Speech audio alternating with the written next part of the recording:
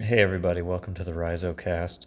So the main reason I'm doing this episode is because the last episode I reviewed Hulk 2099 #1 and I was like, I'll keep reading this. I thought I had issue 2, but I didn't. I had issue 7, which is right here. So interesting to me anyway. So this had the foil cover. It was $2.50. This comes out at least 6 months later. It's $1.95. So they were charging direct to the consumer for having the fancy foil cover. Also, they did switch the paper. So this is still on newsprint. And the way the color is in this, I love. And it looks kind of dirty. It looks interesting. This switches out the kind of paper they're using. And to me, that is really the problem. The coloring in this one, it just doesn't work for me at all. It is just, it's the same writer. They have switched who's doing the lettering. I feel like the lettering is not as good in this. They have switched who's doing the coloring. I don't know that I would blame the colorist. I would blame this is probably they're switching the paper, so the color is working different, but this is probably also the era where they're switching from classic style of coloring to using the computer coloring. And to me, I think the coloring is really the problem. I mean, the first one was wordy. This is probably even more wordy. And it's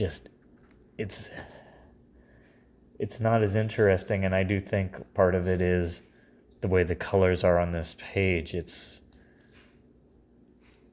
just like how vinyl and tape, there's something about those mediums in music that they have a level of forgiveness. And the same with movies that are shot on real film. There's something about those mediums that are pleasing to the human eye that aren't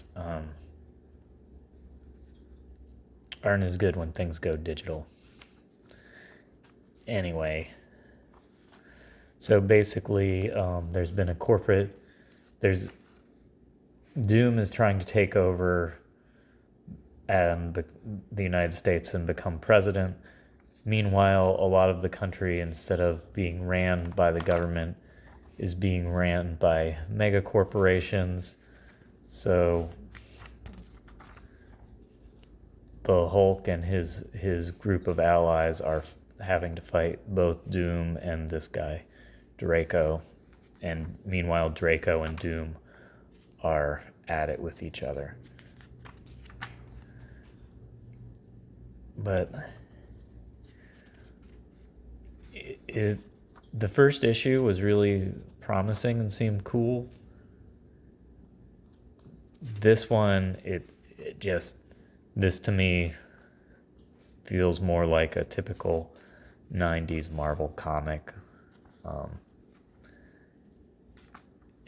It doesn't look bad. It doesn't, I mean, relatively, I mean, it looks typical of its era.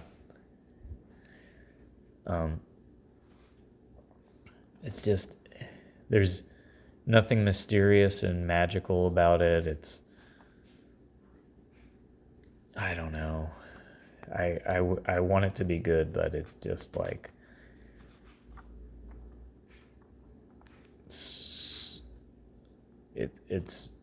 not, there's nothing weird and fun about it. It's just,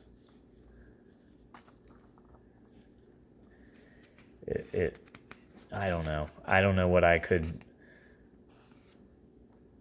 I was hoping for exactly.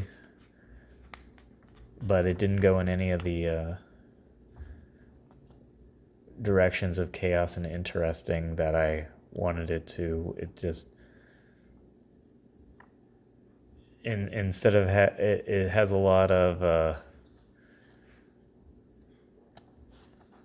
political preaching kind of in it, where it's about corporations are bad, the environment, humans are polluting the environment, the government is evil, and it's just like, I don't know, when I describe it, it sounds like something that I might find interesting, but in the end, it just doesn't quite work. So I might visit the 2099 Spider-Man that people love, but I think I'm done with Hulk 2099.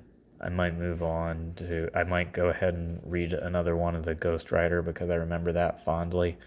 But I wonder if the same thing happens with that series when it switches to this paper, that the coloring will be like kind of garish. I don't even know if you can tell the difference between them. Let's see. Okay, so here's the Hulk page with the Hulk in there. Let's find a left-facing one with the Hulk in here.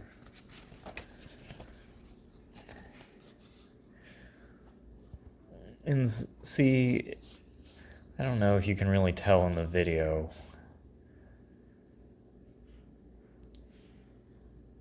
But here everything looks slippery.